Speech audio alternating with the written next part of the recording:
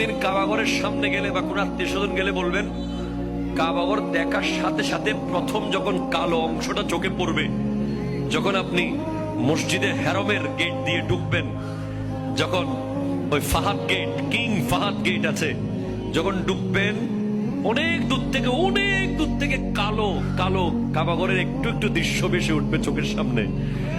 তখন দোয়াটা করবেন, কি দোয়া করবেন কয়টা? যখন কয়টা? একটা দোয়াই কবুল হবে দেখার সাথে সাথে। কাবা ঘর দেখার সাথে সাথে প্রথম যে দোয়াটা করবেন ওটা কবুল করবেন কে? এখন শিখে নেন, অনেক মানুষ জানেন না হিকমত।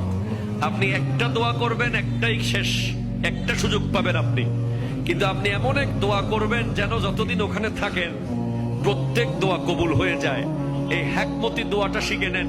আপনি বলবেন, আল্লাহ আমি 10, 12, 15 যতদিন এখানে থাকবো, যতগুলো দোয়া করব সব কবুল করে নিয়েন। দোয়া করছেন কয়টা? পাবেন কয়টা?